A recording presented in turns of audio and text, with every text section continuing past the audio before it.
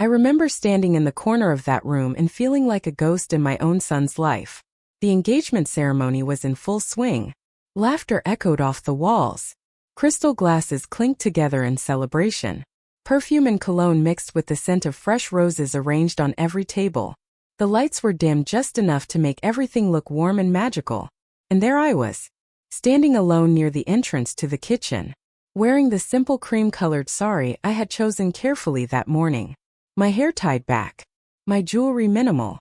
I had dressed to blend in, not to stand out, because that was the plan. No one knew it yet. But I had decided weeks ago that I would not play the role they expected of me. I would not be the overbearing mother-in-law. I would not give orders or make demands. I would not smile too wide or speak too loud. I would watch. I would listen. I would learn. And so I stood there, quiet, observing, taking in every detail.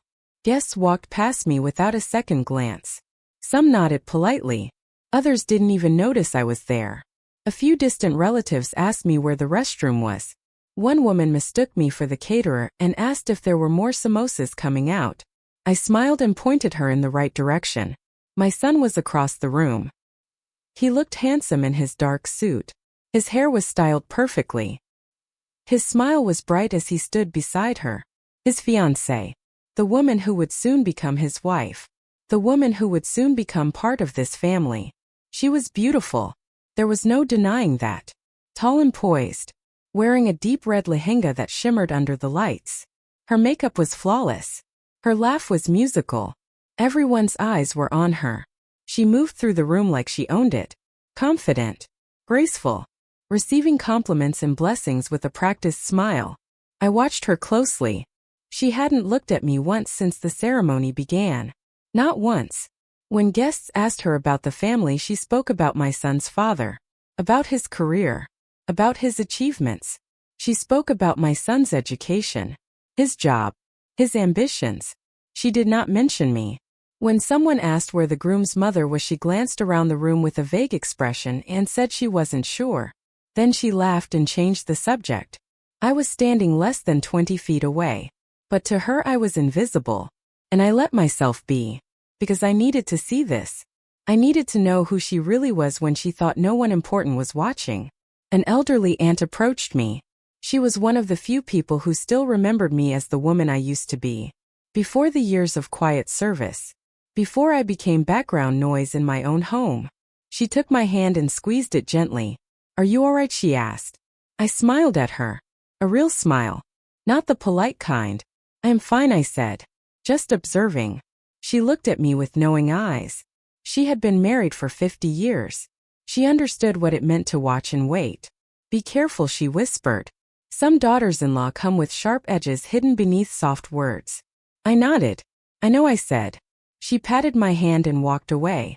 I turned my attention back to the room. My son's fiancée was now standing near the gift table. She was showing off her engagement ring to a group of younger women. They oohed and awed over it.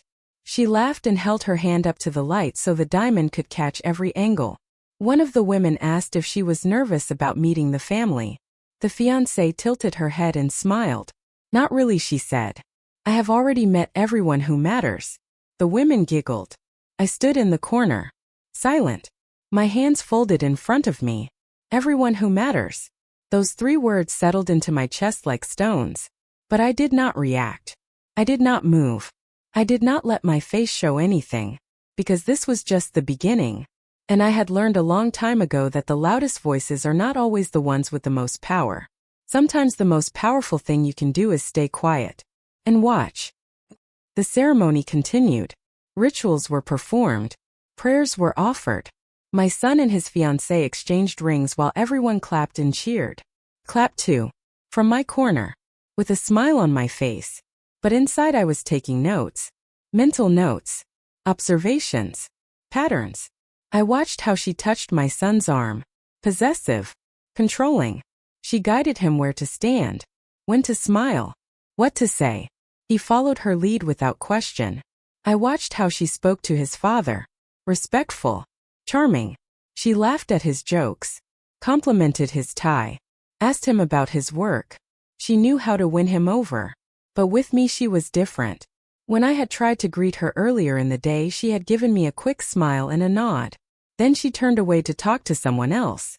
When I offered to help with the arrangements, she told me everything was already handled. When I asked if she needed anything, she said no without looking at me. It was polite, but it was cold. And I understood. She saw me as an obstacle, a relic, someone to be managed, not respected. I had seen this before. In other families, in other homes. The new wife who comes in with modern ideas and no patience for tradition. The daughter-in-law who believes the mother-in-law is outdated, unnecessary, in the way. I had heard the stories. I had seen the pain it caused. And I had decided long ago that I would not fight that battle. Not in the way people expected. The evening wore on. Dinner was served. Guests filled their plates and found seats.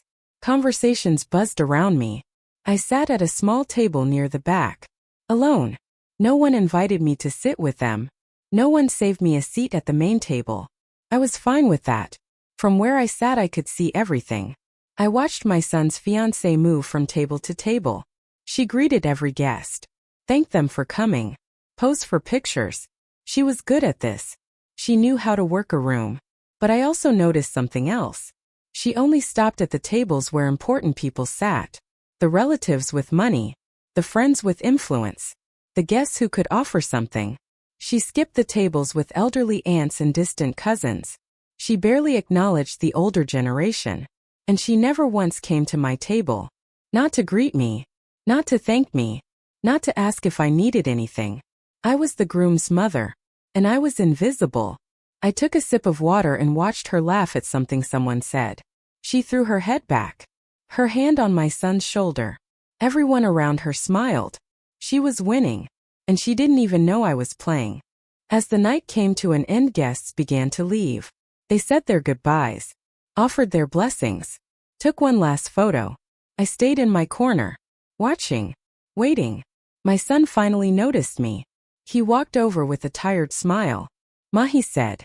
"Why are you standing here alone?" I looked up at him. "My boy. My only child." I didn't want to get in the way, I said softly. He frowned. "You are not in the way, Ma. You should have been sitting with us." I smiled. "It is all right, Beta. I was happy watching you." He hesitated, like he wanted to say something more.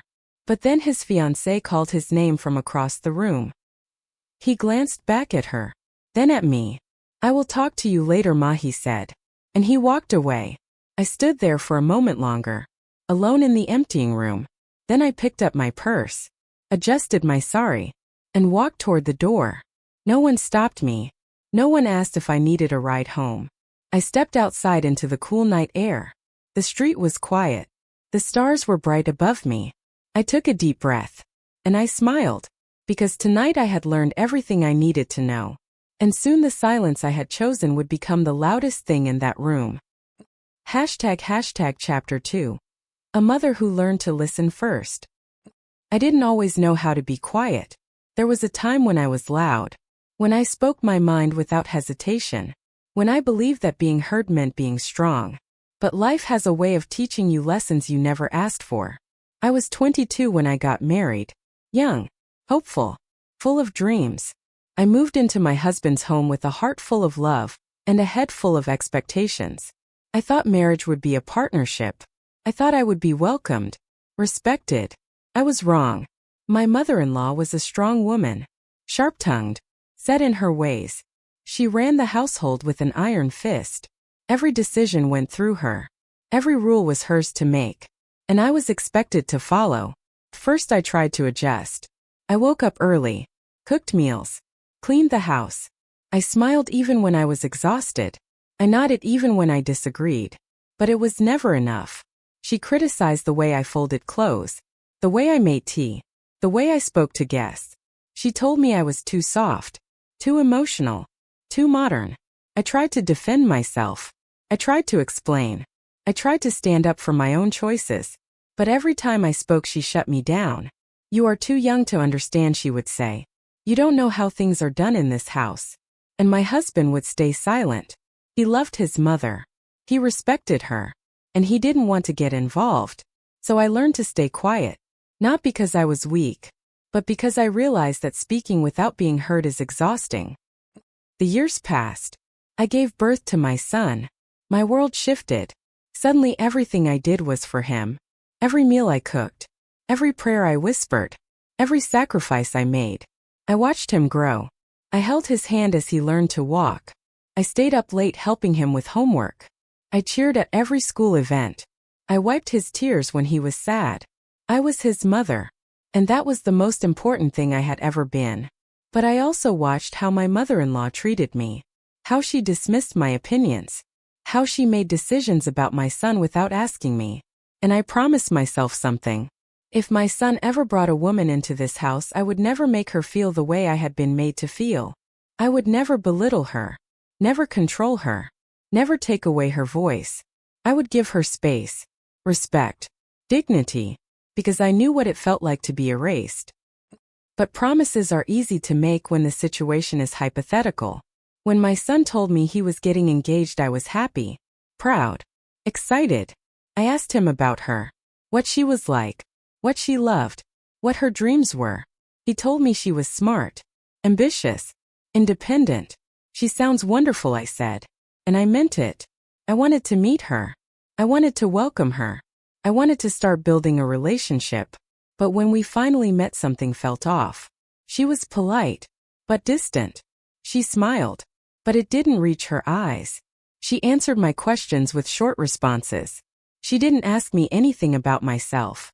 I tried to be warm. I tried to make her comfortable. But she kept me at arm's length. At first I thought she was just nervous. Meeting the family is stressful. I understood that. So I gave her space. I didn't push. But then I started noticing other things. The way she spoke to my son. The way she made decisions for him. The way she planned their future without including me. I watched her interact with my husband.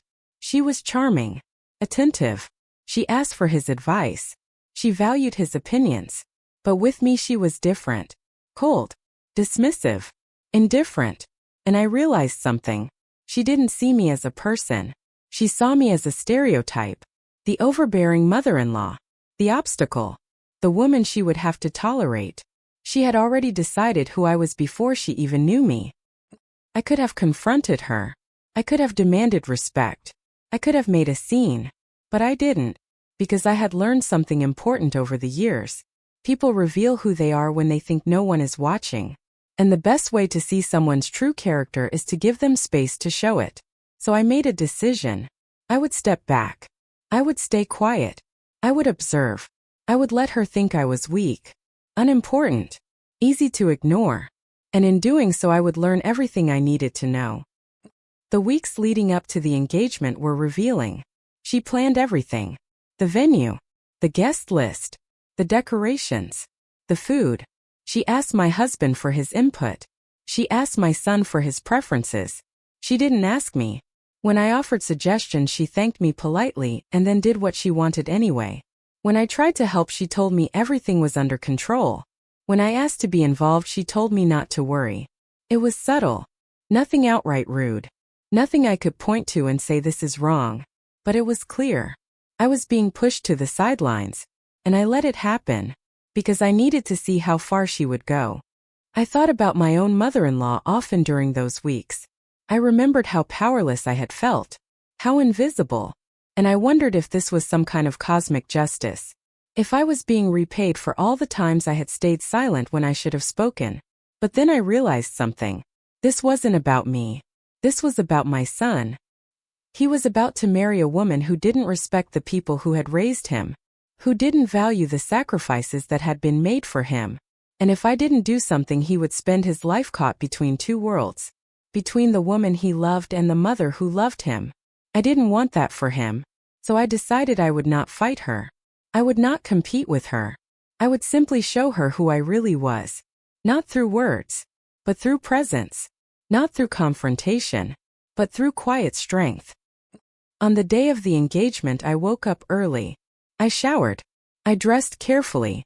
I put on the sari I had worn at my own wedding. It was old, simple, but it held meaning. I looked at myself in the mirror. I saw a woman who had survived, who had endured, who had learned. I saw a mother who loved her son enough to let him make his own choices. But I also saw a woman who would not be erased. Not again. When I arrived at the venue, I stayed in the background. I greeted guests. I helped with small tasks. I smiled. But I didn't try to be the center of attention. I let her have that. Because I knew something she didn't. The center of attention is not always the center of power. And so I watched. I watched how she treated the older relatives. With impatience. I watched how she spoke about me. With dismissal. I watched how she planned a future that didn't include me. And I took note of every single moment. Because I knew the time would come when I would need to speak.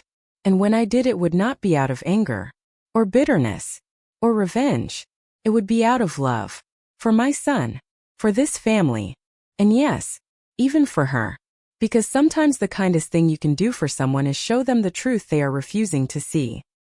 ## Chapter 3. Smiles that didn't reach the eyes. The engagement hall was alive with energy. Music played softly in the background. A classic instrumental piece that made everything feel elegant and timeless. Waiters moved through the crowd carrying trays of appetizers. Guests mingled. Laughter filled the air. I stood near the gift table, straightening ribbons that didn't need straightening, adjusting flowers that were already perfect. I was keeping my hands busy, my mind occupied, but my eyes were watching, always watching. She was in her element, moving from group to group, her red lehenga swirling around her as she walked, her smile bright, her voice animated. She had a way of commanding attention without even trying. People were drawn to her. They wanted to be near her, to talk to her, to be part of her moment, and she soaked it all in. I watched her lean in close to a group of aunties, laughing at something they said, touching one of their arms, making them feel seen. They adored her. One of them called me over. Come, she said. We were just talking about how lucky your son is. I walked over. Slowly, calmly. The fiancé glanced at me. Her smile didn't falter, but something in her eyes shifted. It was brief, flicker, but I saw it. Yes, I said. He is very lucky.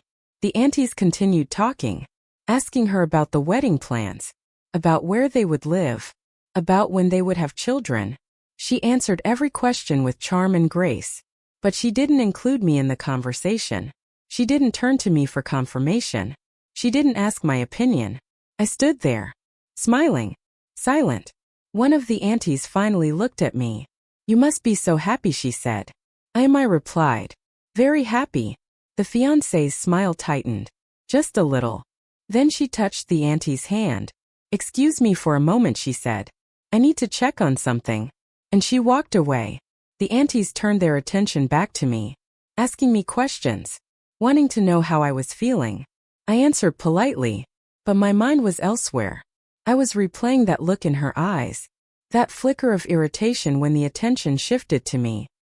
Later in the evening, I found myself standing near the entrance. Guests were still arriving, late but apologetic. They handed over gifts, offered blessings, apologized for the traffic. I greeted them, thanked them for coming, directed them inside. No one had asked me to stand there, but someone needed to, and no one else seemed to notice. One of the guests was an old family friend, a woman who had known me since I was a young bride. She hugged me tightly. Look at you, she said. Still taking care of everyone. Old habits, I said with a smile. She studied my face. Are you all right, she asked quietly. I am fine, I said. But she didn't look convinced. If you ever need to talk, she said. You know where to find me. I nodded. She squeezed my hand and went inside. I stayed by the entrance for a while longer, watching people come in, watching them leave their shoes by the door, watching them step into the celebration. And then I saw her, the fiancé, standing near the doorway to the main hall, talking to a younger woman, someone I didn't recognize. They were speaking in low voices, but I could hear pieces of the conversation. The younger woman was asking about me. So that is his mother, she said. The fiancé glanced in my direction. I pretended not to notice. Yes, she said. That is her. She seems sweet, the younger woman said. The fiancé smiled. But it wasn't warm. She is fine, she said. A little old-fashioned, But harmless. Harmless. The word hung in the air. The younger woman laughed. Well, that is good. No drama then. The fiancé shrugged. As long as she stays out of the way. They both laughed. Then they moved back into the hall. I stood there, frozen. My heart was pounding, but my face remained calm. Harmless. Stays out of the way. I had heard enough. I walked back into the main hall. Slowly. My head held high. The ceremony was about to begin. The priest was setting up. Guests were finding their seats. I looked for my son. He was standing near the stage, talking to his father. They were both laughing about something. I walked over to them. Beta, I said softly. He turned. Yes, ma. Where should I sit? I asked. He looked confused. Sit wherever you want, ma. You don't need to ask. I nodded. All right. I turned to walk away. But then his fiancée appeared. She looped her arm through his. Come, she said to him. We need to get ready. He glanced at me. Ma, will you be okay? I smiled. I will be fine, Beta. Go. He hesitated. But she was already pulling him away. And just like that he was gone. I found a seat in the third row. Not at the front. But not at the back either. A safe middle ground. The ceremony began. The priest chanted prayers. Incense filled the air. Flowers were offered. Rings were exchanged. I watched my son's face. He looked happy, nervous, excited. I watched her face. She looked radiant, confident, in control. And I felt something twist inside my chest. Not jealousy, not anger, sadness. Because I realized in that moment that she didn't just want to marry my son. She wanted to replace me. After the ceremony, there was a photo session. The photographer gathered the couple, then their friends, then extended family. I waited to be called, but I wasn't. The fiancé was directing everything, telling people where to stand, who to include. She called her parents, his father, her siblings, his friends, but not me. I stood off to the side, watching. One of the aunties noticed. Where is the groom's mother? She asked loudly. The photographer looked around. Yes, yes, he said. We need the mother. The fiancé glanced at me. Her expression unreadable. Oh, she said. Yes, of course. She waved me over. Casual. Like an afterthought. I walked onto the stage. Slowly. The photographer positioned me next to my son, but she stood on his other side, creating distance. Smile, he said. I smiled. The camera flashed. And then it was over. Next group the photographer called. I stepped down. No one stopped me. No one asked me to stay for another photo. I walked back to my seat. Alone. The reception portion of the evening began. Music played. People danced. Food was served.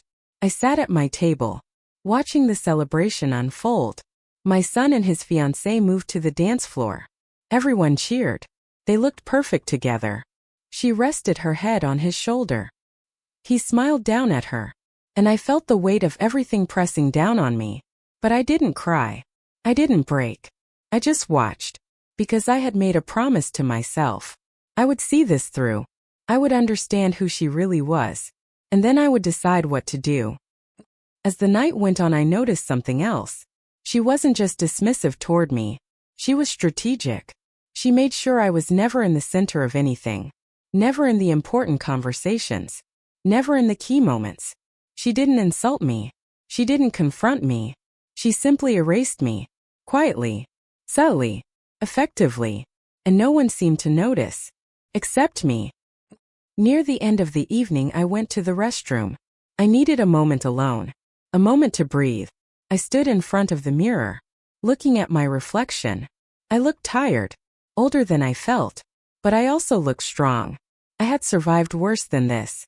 I had endured harder battles. And I would survive this too. I washed my hands. Adjusted my sari. Took a deep breath. And then I walked back out into the celebration. Ready to continue watching. Ready to continue learning. Because soon the time would come when silence would no longer be enough. And when that moment arrived, I would be ready.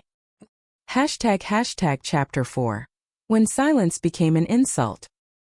There is a moment in every relationship when you realize that kindness has been mistaken for weakness. For me, that moment came during the ceremonial blessing. It was late in the evening. Most of the formal events were done, but there was one ritual left. The blessing of the couple by the elders. It is a tradition in our family. The parents and grandparents place their hands on the heads of the bride and groom. They offer prayers. They give their blessings for a happy life together. It is a sacred moment, a moment of connection, of passing wisdom from one generation to the next.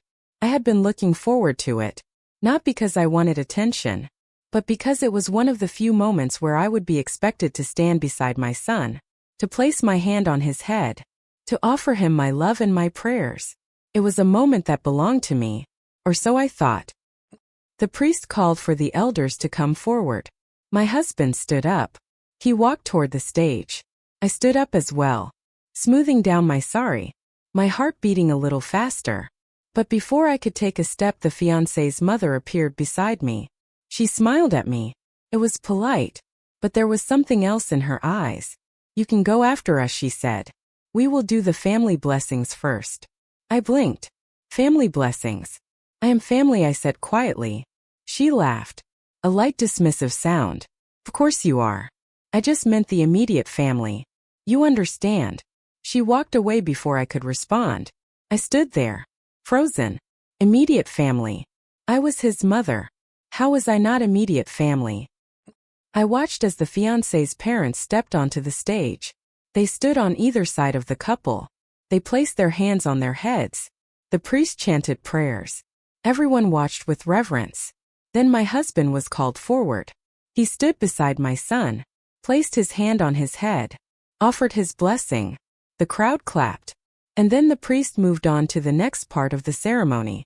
I was still standing near my seat, waiting, but no one called for me.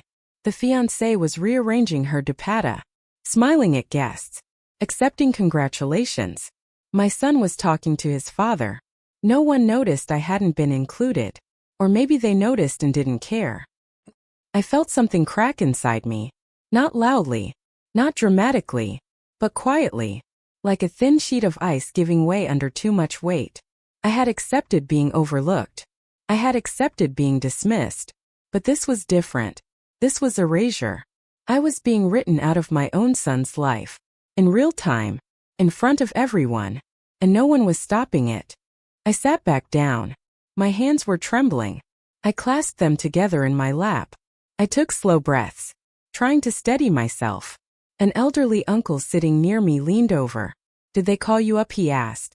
I shook my head. He frowned. "That is not right," he said. I didn't respond. He looked like he wanted to say more. But then he looked at the stage, at the smiling couple, at the celebration, and he stayed quiet, because that is what people do. They see something wrong, but they don't want to cause a scene. They don't want to ruin the moment, so they stay silent, just like I had been doing. The ceremony continued. More rituals, more photos, more congratulations. I stayed in my seat. I didn't move. I didn't speak. I just watched. And I felt the weight of every ignored moment, every dismissive glance, every polite erasure. I thought about all the years I had spent raising my son, the sleepless nights, the sacrifices, the dreams I had put aside so he could chase his. I thought about the promises I had made to myself, that I would never be the kind of mother-in-law who demanded control, who made life difficult. I had kept those promises, but in doing so I had made myself invisible, and she had taken full advantage of that. After the ceremony ended, people began to disperse. Some went to the food tables. Others went outside for fresh air. I stayed where I was. My son finally noticed me. He walked over. His face flushed with excitement. "Ma," he said, "did you see everything? Was it good?" I looked up at him. "It was beautiful, Beta," I said. He smiled. "I am so happy, Ma. I can't believe this is really happening." I smiled back. "I am happy for you." He started to say something else, but then his fiancée called his name. He turned. 1 second he called back to her. Then he looked at me. "Ma, I have to go. We have to greet some more guests. But we will talk later, okay?" "Okay," I said. He kissed my forehead. A quick distracted gesture. And then he was gone. I sat there, alone again. And I realized something. He hadn't noticed. He hadn't seen that I wasn't included in the blessing. He hadn't realized I had been left out. Because he trusted that everything was fine. He trusted that I was being taken care of. And I hadn't told him otherwise. I stood up slowly. My legs felt heavy. I walked toward the exit. I needed air. I needed space. As I passed by a group of women, I heard one of them speaking. I don't know why she is even here, one of them said. Who? Someone else asked. His mother. She has barely said a word all night. Maybe she doesn't approve. Or maybe she just knows her place. They laughed. I kept walking. My face neutral. My steps steady. But inside I was screaming. I stepped outside. The cool night air hit my face. The courtyard was quieter. A few people were standing around, talking, smoking. I found a bench in the corner. I sat down. I looked up at the sky. The stars were faint, washed out by the city lights. I closed my eyes, and I let myself feel everything I had been holding back. The hurt, the anger, the humiliation. I let it wash over me, through me, and then I let it go. Because I realized something in that moment. This was not about me. This was about my son. And if I stayed silent, if I continued to let this happen, he would lose more than just me. He would lose the ability to see what was happening, to understand the cost of choosing comfort over truth. He would lose his voice, just like I had almost lost mine. And I couldn't let that happen. I opened my eyes. I stood up. I smoothed down my sari. I adjusted my palu. And I walked back inside. Because silence had served its purpose. I had learned what I needed to learn. Now it was time to speak. Chapter 5. The shift no one expected. The moment I walked back into that hall, something inside me had changed. I could feel it. A shift. A quiet but undeniable transformation.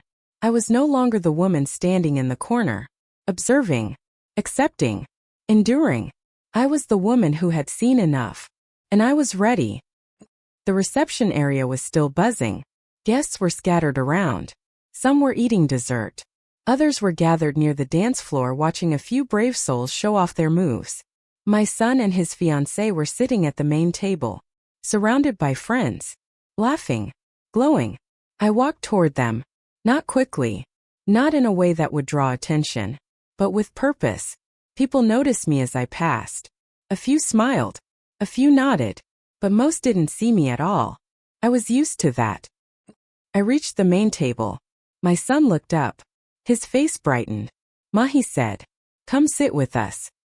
He gestured to an empty chair beside him. But before I could move, his fiancée spoke. Actually, she said sweetly, that seat is for Priya.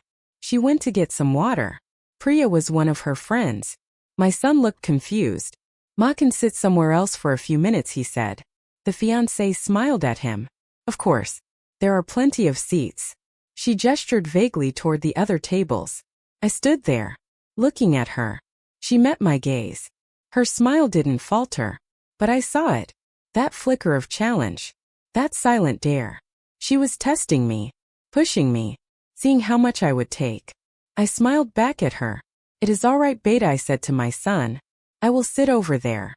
I turned and walked to a nearby table. I sat down, alone.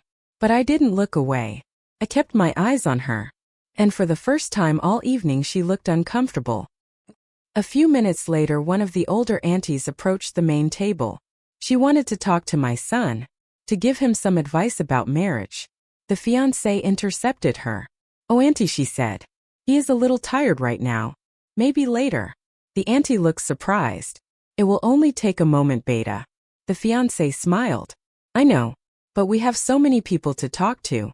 I am sure you understand. The auntie hesitated. Then she nodded and walked away. I watched the whole exchange. And I saw it clearly now. She wasn't just dismissive toward me. She was controlling. She decided who got access to my son, who got his time, his attention. She was building walls. And she was doing it so smoothly that no one even noticed. Except me. I stood up. I walked over to the auntie. She was standing near the dessert table, looking a little hurt. Auntie, I said gently. She turned. Don't worry, I said. He will talk to you. Give him a few minutes. She smiled sadly. It is all right, Beta. I don't want to bother him. You are not a bother, I said firmly. You are family. And family is never a bother. She looked at me. Really looked at me. You are a good woman, she said quietly. I am just a mother, I replied. She squeezed my hand and walked away. And I stood there, feeling the weight of those words. A good woman. I had spent so long trying to be good, trying to be kind, trying to be accommodating. But goodness without boundaries is not goodness. It is self-erasure. And I was done erasing myself. I walked back toward the main table. But this time I didn't ask for permission. I didn't wait to be invited. I pulled up a chair, right next to my son. He looked surprised. But he smiled. Ma, he said. I am glad you are here. His fiancée's expression tightened. Just slightly. But I ignored her. I focused on my son. Beta, I said. I wanted to talk to you about something. He nodded. Of course, Ma. What is it? I glanced around. Guests were still nearby. Friends were still chatting. This wasn't the right moment. Not yet. But soon. I smiled. Actually, it can wait. Enjoy your evening. He looked relieved. Okay, Ma. But let's talk tomorrow. I feel like we haven't really talked in a while. I nodded. Tomorrow. His fiancée stood up abruptly. I need to check on something, she said. She walked away. Her movements stiff. Controlled. My son watched her go. Then he turned to me. Ma, he said quietly. Is everything okay? Between you and her? I looked at him. My boy. My son. I wanted to tell him everything. I wanted to explain what I had seen. What I had felt. But I knew he wasn't ready to hear it. Not yet. So I said something else. Beta, I said. Do you love her? He blinked. Of course I do, Ma. And does she love you? He smiled. Yes, Ma. She does. I nodded. Then that is all that matters. But even as I said it, I knew it wasn't true. Love is important. But respect is more important. And respect was something she had not shown. Not to me. Not to anyone she deemed unimportant. The evening was winding down. Guests were starting to leave. The music was softer now. The lights a little brighter.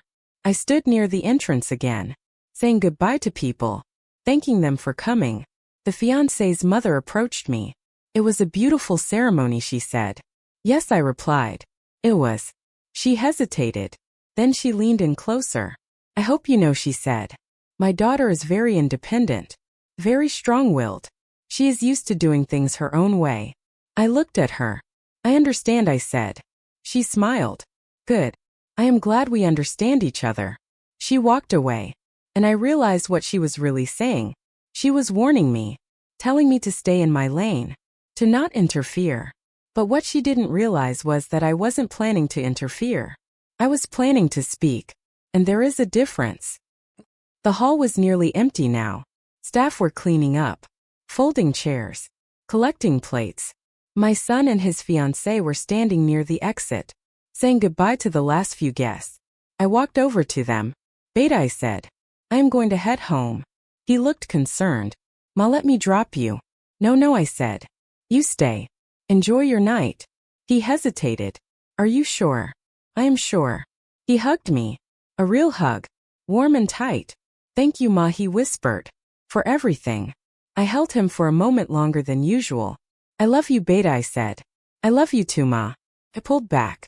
I looked at his fiancée. She was watching me. Her expression unreadable. I smiled at her. Congratulations, I said. Thank you, she replied. Her voice was polite, but her eyes were cold. I turned and walked away.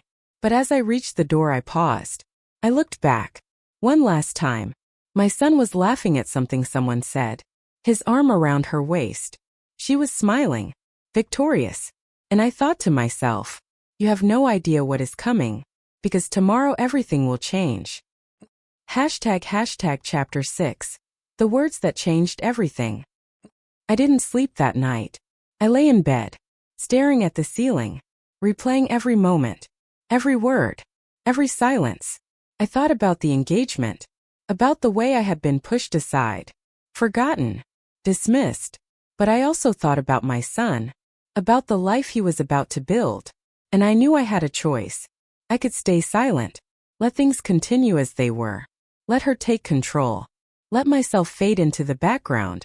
Or I could speak, not out of anger, not out of jealousy, but out of love, out of truth. The next morning I woke up early. I showered. I dressed in a simple cotton sari. I made tea. And I waited. My son had said we would talk. I knew he would come. Around 10 in the morning I heard a knock on the door. I opened it. He was standing there, smiling, holding a box of sweets. "Good morning, Ma," he said. "Good morning, Beta." He came inside. He hugged me. "I brought your favorite," he said. "Gulab jamun." I smiled.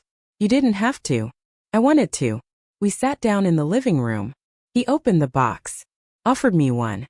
I took it, but I didn't eat it. He noticed. "Ma," he said, "what is wrong?" I looked at him. This was the moment I had been preparing for. But now that it was here I felt my throat tighten, because I knew that what I was about to say could change everything. But I also knew I had to say it. "Beta," I began, "I need to talk to you about something." He set down the sweet. His expression turned serious. "Okay, Ma. I am listening." I took a breath. "Yesterday at the engagement," I said, "I felt invisible." He frowned. "What do you mean?"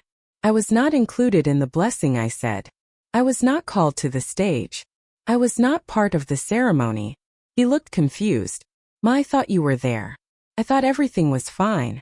"I was there," I said, "but I was not seen." He shook his head. "Ma, I don't understand.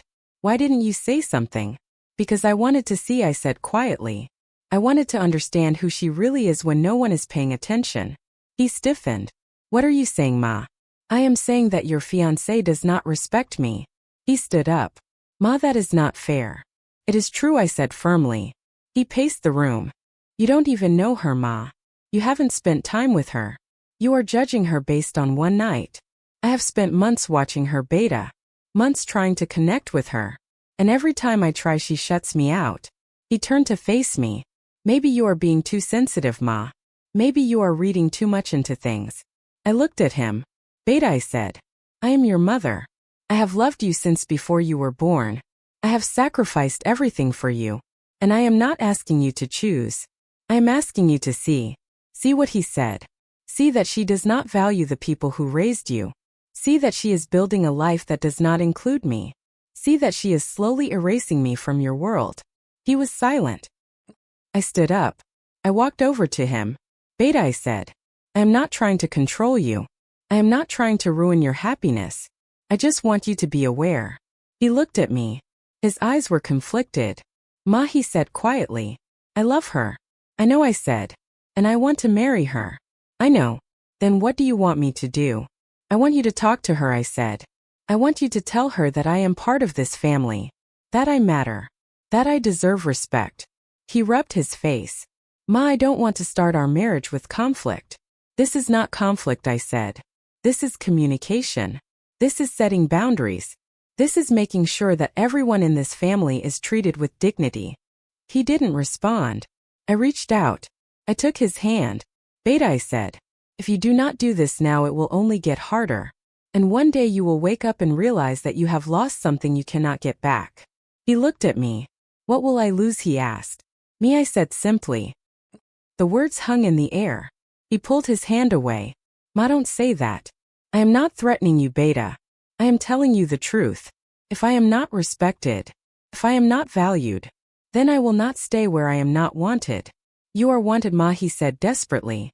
"Am I asked? Because yesterday I did not feel wanted. I felt tolerated." He looked torn. "Ma, please. Give her a chance. She is just nervous. She is trying to make everything perfect. She is trying to make everything perfect without me," I said. He sighed. "What do you want me to say to her?" "Tell her the truth," I said. "Tell her that your mother is important to you. Tell her that any decisions about this family need to include me. Tell her that respect is not optional." He was quiet for a long time. Then he nodded. "Okay, Ma. I will talk to her." He left a little while later. I stood at the door. watching him walk away. I didn't know if he would actually talk to her, or if he would downplay what I said, or if he would try to smooth things over. But I had done what I needed to do. I had spoken my truth. 3 days passed. I didn't hear from him. I tried not to worry, but it was hard. On the 4th day he called. Ma, he said, "Can you come over to our apartment?" "You want me to come there?" I asked. "Yes, please." I hesitated. "Is she there?" "Yes." I took a breath. "Okay, Beta. I will come." I arrived at their apartment an hour later. My son opened the door. He looked tired. "Come in, Ma," he said. I walked inside. The apartment was small but modern, neatly decorated, impersonal. She was sitting on the couch, her arms crossed. She didn't stand up when I entered. I sat down across from her. The silence was heavy. My son sat between us. "Ma," he said. I talked to her about what you said. I looked at him, then at her. She was staring at the floor, her jaw tight, and I asked quietly. He looked at her. "She has something she wants to say." The fiancée finally looked up. Her eyes were hard. "I don't appreciate being accused of disrespecting you," she said coldly. I stayed calm. "I did not accuse you. I stated what I observed." "You observed wrong," she said. "Did I asked. She leaned forward. "I have been nothing but polite to you. I have included you in everything. I have tried to make you comfortable. You have included me in nothing," I said quietly. "You planned the engagement without me. You made decisions without consulting me. You erased me from the blessing ceremony." "That was not intentional," she snapped. "Maybe not," I said. "But it happened, and you did not notice, because you do not see me." She looked at my son. "Are you going to let her talk to me like this?" He looked torn. "Ma," he said. "She is trying.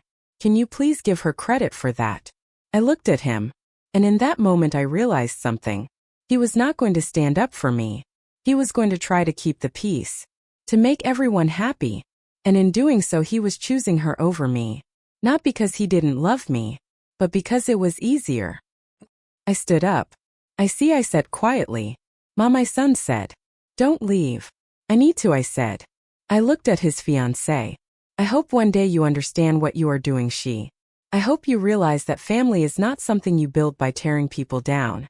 She said nothing. I turned to my son. "I love you, Beta. I always will. But I will not beg for respect. I will not fight for a place in your life. Either I am valued, or I am not." "Ma, please," he said. I walked to the door. He followed me. "Ma, don't do this. I am not doing anything, Beta. I am simply stepping back. Just like you asked." "I didn't ask for this," he said. "Yes," I said. "You did." And I left. Chapter 7. When respect found its voice. The days after that conversation were some of the hardest of my life. I didn't hear from my son. I didn't call him. I waited. I spent my days going through the motions. Cooking, cleaning, reading, praying. But my mind was always elsewhere. I thought about the look on his face when I left, the confusion, the hurt.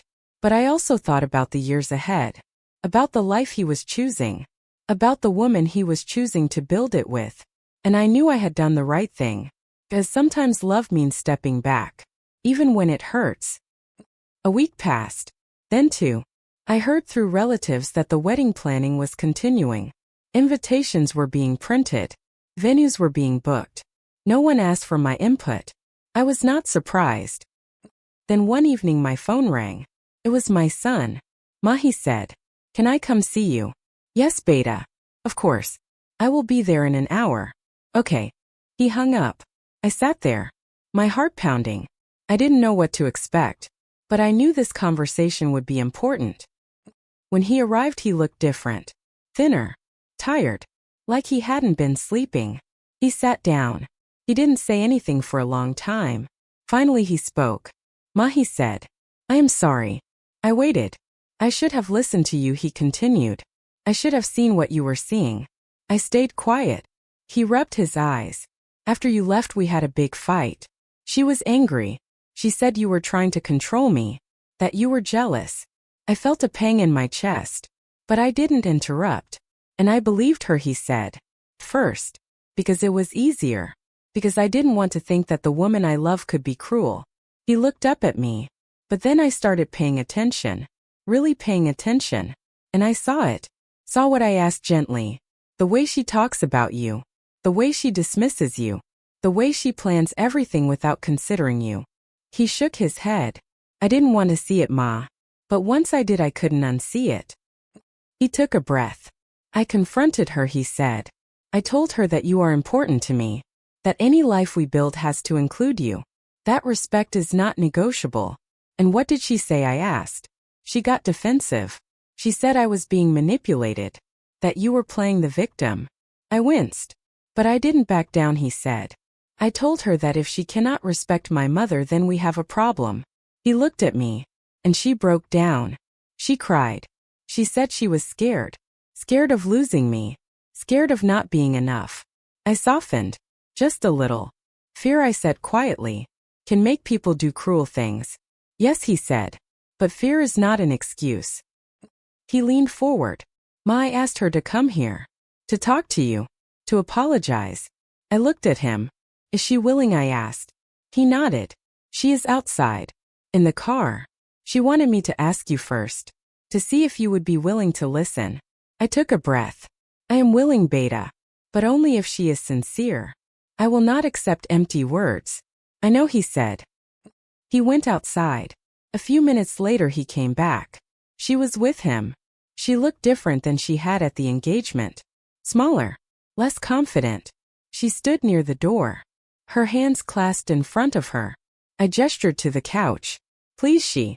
Sit. She sat. My son sat beside her. I waited. She didn't speak at first. She looked at the floor.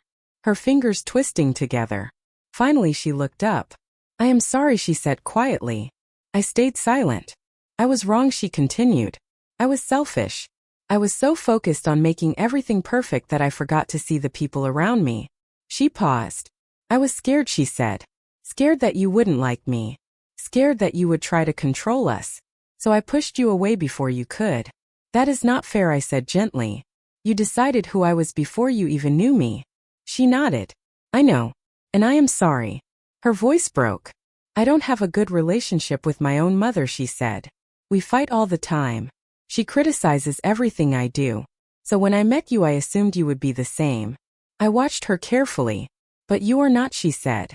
You have been nothing but kind. And I repaid that kindness with cruelty. She wiped her eyes. I don't know if you can forgive me, but I want to try. I want to do better. I looked at my son. He was watching me, hopeful. Then I looked at her. I said, do you understand why what you did hurt me? She nodded. You made me feel invisible. Like I didn't matter. I did, I said. And that is something I have felt before. Many years ago. And I promised myself I would never let anyone make me feel that way again. I leaned forward. But I also promised myself that I would never be the kind of mother-in-law who ruled with fear. Who demanded control. Who made life difficult. I paused. So I will forgive you. But forgiveness does not mean forgetting. It means choosing to move forward. With honesty. With respect. She nodded. I understand. I stood up. I walked over to her. She looked up at me. Uncertain. I reached out my hand. She hesitated. Then she took it. I pulled her to her feet. And then I did something I hadn't planned. I hugged her. She stiffened. Then she melted. She hugged me back. And she cried. I held her. This woman who had hurt me. This woman who was about to become my daughter-in-law. I held her because I understood her fear. I understood her pain. And I chose compassion. When she pulled back, her face was red. Her eyes swollen. Thank you, she whispered. I nodded. We have a long way to go, I said. But we will get there. Together. She smiled. A real smile. And for the first time I saw her not as a threat, but as a person. Flawed. Scared. Human. Just like me. My son came over. He hugged both of us. Thank you, Ma, he whispered. I kissed his cheek. I love you, Beta. Always. We sat together for a while. Talking. Really talking. She asked me about my life. About my experiences. About my hopes. And I listened to hers. We were not friends. Not yet. Maybe not ever. But we were family. And that was enough. ## Chapter 8. A seat at the table earned. The wedding planning resumed. But this time it was different. This time I was included. Not as a figurehead. Not as an afterthought. But as a mother. As a valued member of the family. She called me before making decisions. She asked for my opinion. She listened. It wasn't perfect. There were still moments of tension. Moments where old habits resurfaced. But when they did, we talked about it. We worked through it. And slowly, carefully, we built trust. The wedding day arrived. It was beautiful. Everything she had dreamed of. The venue was decorated with thousands of flowers. The lights were soft and golden. Music filled the air. And this time I was not standing in the corner. I was at the front. Beside my son. Beside my husband. When it came time for the blessing, I was called first. I walked onto the stage. I placed my hand on my son's head. I closed my eyes. I said a prayer. A prayer for his happiness. For his health. For his wisdom. And I asked for strength. For all of us. To navigate the road ahead. After the ceremony, she came to me. She took my hands. "Thank you," she said. "For giving me a chance." I smiled. "Thank you for taking it." She hugged me. And I felt something shift. Something settle. This was not the end of the journey. But it was a new beginning. At the reception, I sat at the main table. Right beside my son. Guests came to congratulate us. To offer their blessings. And this time when they asked about the bride, I spoke. I told them about her strength. Her ambition. Her intelligence. I told them I was proud to call her my daughter-in-law. And I meant it. Because she had done something many people never do. She had admitted she was wrong. She had changed. And that took courage. As the night went on, I found myself reflecting. I thought about the woman I had been at the engagement. Silent. Observing. Hurt. And I thought about the woman I was now. Seen. Heard. Respected. The difference wasn't just in how they treated me. It was in how I treated myself. I had stopped accepting invisibility. I had stopped shrinking to make others comfortable. I had found my voice. And I had used it. Not with cruelty. Not with bitterness. But with truth. With love. Near the end of the night, my son came to sit beside me. "Ma," he said. "Thank you." "For what, Beta?" "For not giving up on us." I smiled. "I will never give up on you." He rested his head on my shoulder. Just like he used to when he was a little boy. And I realized something. This was what it was all for. This moment. This connection. Not the wedding. Not the ceremony. Not the celebration. But this. The quiet. The love. The understanding. As guests began to leave, I stood near the door. Saying goodbye. One of the aunties stopped me. "You look happy," she said. I replied. She smiled. "You have done well. It is not easy to build bridges. But you did." I nodded. It was not just me. Took all of us. She patted my hand. The best families are not the ones without conflict. They are the ones who know how to heal. I thought about those words long after she left. When the night finally ended, I stood in the empty hall. The lights were still on. The decorations still in place. I walked slowly through the space. Taking it all in. I thought about how far we had come. How much had changed. And I felt grateful. Not because everything was perfect. But because we had chosen to try. My son and his wife came to find me. "Ma," she said. "Are you ready to go?" I nodded. The three of us walked out together. Into the cool night air. Into the unknown future. But this time I was not walking alone. I was walking with my family. All of us. Together. In the weeks and months that followed, life settled into a new rhythm. She and my son moved into their own place. They built their life. But they called me. They visited. They included me. And I gave them space. I didn't interfere. I didn't demand. But I was present. Always present. One afternoon she invited me over for tea. We sat on her balcony. Watching the city below. She poured the tea. Handed me a cup. "I have been thinking," she said. "About what I asked. About that night.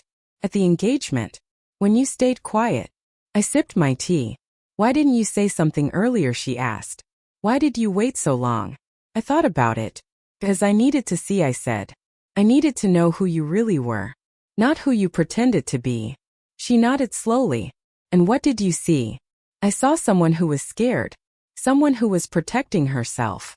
Someone who had forgotten that strength is not the same as control. She looked at me. And now she asked. Now I see someone who is learning. Someone who is growing. She smiled. I am trying. I know, I said. And that is enough. We sat in comfortable silence for a while. Then she spoke again. I want you to know, she said, that I am grateful. For your patience. For your grace. I looked at her. And I want you to know that I see you now. Really see you. I smiled. That is all I ever wanted. As I drove home that day, I thought about everything that had happened. The pain. The silence. The confrontation. The healing. And I realized something. Pretending to be unaware had not been weakness. It had been strategy. It had been wisdom. It had given me the space to observe. To understand. To prepare. And when the time came to speak, I was ready. Not with anger. But with clarity. Not with bitterness. But with love. I had earned my seat at the table. Not by demanding it. But by refusing to accept anything less. Not by fighting. But by standing firm. And now I sat at that table with dignity. With respect. With my voice fully intact. Life is not about avoiding conflict. It is about navigating it with grace. It is not about being liked. It is about being respected. It is not about silencing yourself. It is about knowing when to speak. And when I finally spoke, my words changed everything. Not because they were loud, but because they were true. I am a mother. I am a mother-in-law. But most importantly, I am a woman who knows her worth. And I will never forget that again.